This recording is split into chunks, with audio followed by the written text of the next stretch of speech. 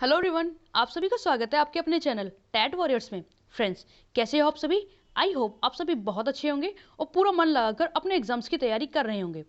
Friends, हमने आज की वीडियो में हर बार की तरह एक नया टॉपिक लेकर आए हैं, जो टॉपिक है मातृभाषा, राजभाषा, राष्ट्रभाषा, भाषा 1 और भाषा 2 में अंतर। फ्रेंड्स, अधिकतर छात्र इन सभी टॉपिक्स में कोई खास अंतर नहीं मानते। वो समझते हैं कि सभी भाषाएं एक ही प्रकार की होती हैं। फ्रेंड्स, हमने आज की वीडियो के द्वारा ये कन्फ्यूजन दूर करना चाहते हैं, क्योंकि इन सभी में थोड़ा बहुत अंतर होता है, जिसे जानना सभी स्टूडेंट्स के लिए बहुत आवश्यक है। तो फ्रेंड्स, ज़्यादा समय ना लेते हुए हम अपने आज की वीडियो को शुरू करते हैं। उससे पहले यदि आप हमारे चैनल पर न्यू हैं और आपने अभी तक हमारे चैनल को सब्सक्राइब नहीं किया है, तो प्लीज़ फ्रेंड्स हमारे चैनल को सब्सक्राइब करें। और अगर आपको ये वीडियो थोड़ी सी भी पसंद आए तो इस वीडियो को लाइक ज़रूर करें। तो फ्रेंड्स, शुरू करते हैं अपने आज के टॉपिक को। फ्रेंड्स, टॉपिक शुरू करें उससे पहले एक बात हम आपसे कहना चाहेंगे। फ्रेंड्स, कभी कभी ऐसा होता है कि हम किसी चीज़ की तैयारी तो बहुत करते हैं और हम काफ़ी हद तक उसमें अपना बेस्ट भी देने की कोशिश करते हैं, लेकिन क्या होता है कि हम उसका परिणाम उतना अच्छा नहीं पाते और उससे फ्रेंड्स कहीं ना कहीं स्टूडेंट्स टूट कर रह जाते हैं। लेकिन फ्रेंड्स, वो परिस्थिति स्वयं को संभालने की होती है। ऐसे में हम कमज़ोर रहकर उस परिस्थिति का सामना नहीं कर सकते। ज़रूरी है कि हम खुद को मजबूत बनाएं। हो सकता है कि हम आगे आने वाली परीक्षाओं में और भी अच्छा दें। कहीं ना कहीं हमारी कोई गलती रही हो जिसे हम अपनी आने वाली परीक्षा में सुधारें। फ्रेंड्स, वो उस वक्त बहुत मुश्किल होता है, मैं जानती हूँ। आवश्यक है कि हम ऐसी परिस्थितियों में खुद को मजबूत करें और आने वाले एग्जाम्स के लिए इतने अच्छे से तैयारी करें ताकि हम अपनी पिछली परीक्षा की जो दुख है, जो दर्द है, उसको मिटा सकें। तो फ्रेंड्स, कभी भी किसी भी परेशानी को देखकर घबराएं नहीं, हिम्मत से उसका सामना करें। तो फ्रेंड्स, इन्हीं विचारों के साथ हम अपने आज के इस वीडियो को शुरू करने जा रहे हैं, जो टॉपिक है मातृभाषा, राजभाषा और राष्ट्रभाषा। इन शब्दों का अर्थ अधिकतर छात्र एक ही समझते हैं, लेकिन इन तीनों शब्दों में बहुत अधिक अंतर होता है, जिसे समझना अत्यंत आवश्यक है। साथ ही हम सभी भाषा 1 और भाषा 2 में भी पढ़ते हैं। दोनों भाषाओं में क्या अंतर है, ये भी जानना हम सभी के लिए आवश्यक है। फ्रेंड्स, हम अपनी आज की वीडियो के द्वारा अपने इस कंफ्यूजन को दूर करने का प्रयत्न करेंगे। सबसे पहले जानते हैं मातृभाषा क्या है। भारत देश एक विविधता वाला देश है, जिसमें अनेक बोली और भाषाएं बोली जाती हैं। मातृभाषा से आशय है वह भाषा या बोली जो वहाँ के निवासियों द्वारा अधिकतर रूप से बोली और समझी जाती है। सरल शब्दों में समझा जाए तो मातृभाषा अर्थात माता की भाषा, जो भाषा बालक अपनी माता से बोलना सीखता है। फ्रेंड्स, मातृभाषा से तात्पर्य है माता की भाषा, जिसे बालक अपनी माता से बोलना और समझना सीखता है। फ्रेंड्स, ये बात हम सभी को जाननी बहुत आवश्यक है कि मातृभाषा, बहुत से लोग हम मानते हैं कि हिंदी हमारी मातृभाषा है, लेकिन ये बात जानना आवश्यक है कि भारत देश एक विविधता वाला देश है, जिसमें हर क्षेत्र की अपनी अलग भाषा है, अपनी अलग बोली है।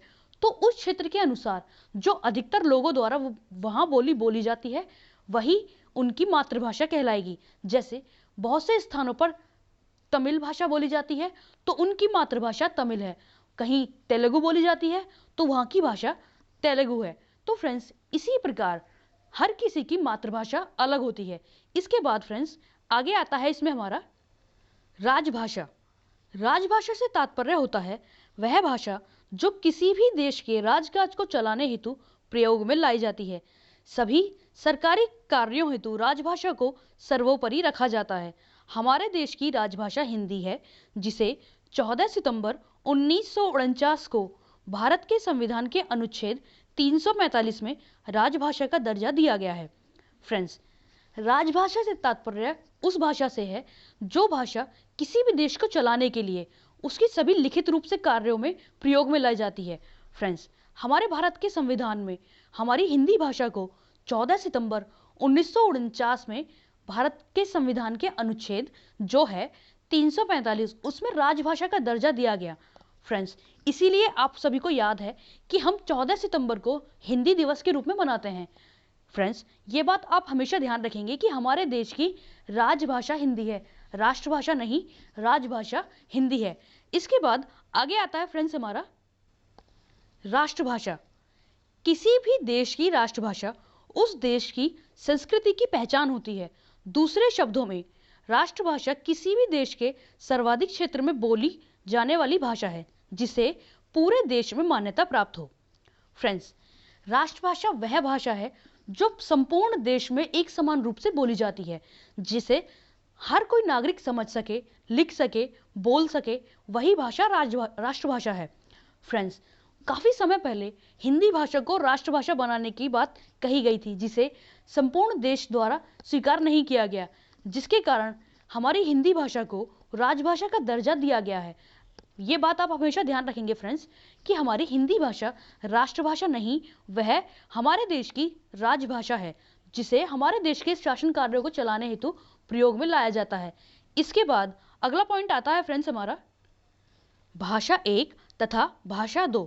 फ्रेंड्स, अधिकतर आप सभी ने एग्जाम्स में देखा होगा, चाहे आप सीटेट का एग्जाम दें, चाहे आप यूपी टेट का दें, चाहे आप रीट का दें, या अन्य किसी भी स्टेट वाइज आप कोई भी एग्जाम देने वाले हो, तो उसमें भाषा 1 और भाषा 2 करके क्वेश्चंस आते हैं। तो फ्रेंड्स, भाषा 1 और भाषा 2 में क्या अंतर है, वो हम अपने इस वीडियो के द्वारा क्लियर करने का प्रयत्न करते हैं। भाषा प्रथम वह भाषा है जिसे बालक अपने घर और परिवेश से सीखता है तथा जिसे सीखने हेतु किसी भी नियम की आवश्यकता न हो, जिसे बालक स्वयं बिना किसी नियम के केवल प्रयोग द्वारा ही सीख जाता है। फ्रेंड्स, इसका तात्पर्य कि भाषा 1 यानी भाषा प्रथम वह भाषा है जो हर किसी के घर में बोली जाती है, यानी जिसमें बच्चा उस भाषा को बोलना सीखता है। वो देखता है कि हमारे बड़े किस तरह की भाषा का प्रयोग कर रहे हैं, तो उसी भाषा को वो सीखता है, जिसे सीखने के लिए उसे ना तो किसी नियम की जरूरत होती है और ना ही उसे किसी अन्य प्रकार की सहायता की आवश्यकता होती है। वो केवल अनुकरण द्वारा ही उस भाषा का बोलना प्रयोग करना सीख जाता है। जिसे फ्रेंड्स, इसके बाद अगली भाषा है यानी भाषा द्वितीय। इसमें क्या अंतर है फ्रेंड्स? भाषा द्वितीय वह भाषा है जिसे बालक अपने विद्यालय में जाकर सीखता है, जिसे सीखने के लिए बालक को नियमों की आवश्यकता होती है और उसे लिखित रूप में व्यक्त करने के माध्यम तथा निरंतर अभ्यास द्वारा सीखता है। फ्रेंड्स, भाषा द्वितीय वह भाषा है जिसे बालक विद्यालय में जाकर सीखता है। फ्रेंड्स, आप लोगों ने नोटिस किया होगा, जैसे हम हिंदी भाषा हमारे घर में सभी परिवार में सभी के द्वारा बोली जाती है फ्रेंड्स, लेकिन अब ऐसी भाषाएं जो हमारे परिवार में नहीं बोली जाती, जैसे फ्रेंड्स संस्कृत है, इंग्लिश है, इन भाषाओं को हम भाषा 2 का दर्जा देते हैं, जिसे हम अपने विद्यालय में जाकर नियमों द्वारा बोलना सीखते हैं, लिखना सीखते हैं, उनमें बातों को समझना सीखते हैं। तो फ्रेंड्स, यही खास अंतर है जिन्हें भाषा 1 और भाषा 2 में अंतर माना जाता है।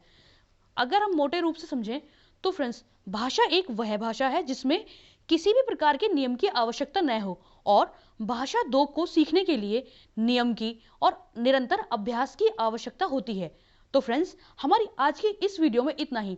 फिर मिलेंगे एक ऐसी ही अन्य इंपॉर्टेंट टॉपिक के साथ। फ्रेंड्स, आशा करते हैं हमारी आज की वीडियो आप सभी के लिए उपयोगी सिद्ध होगी। और फ्रेंड्स, आप हमें हमारी वीडियो के बारे में कुछ भी कहना चाहें, कोई सुझाव देना चाहें, तो आप हमें कमेंट करके ज़रूर बता सकते हैं। आपके सुझाव हमारे लिए बहुत बहुमूल्य हैं।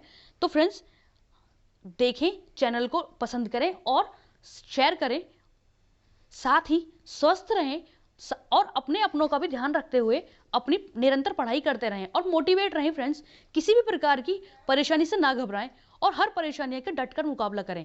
तो अब मिलते हैं फ्रेंड्स अगली वीडियो में, तब तक के लिए धन्यवाद।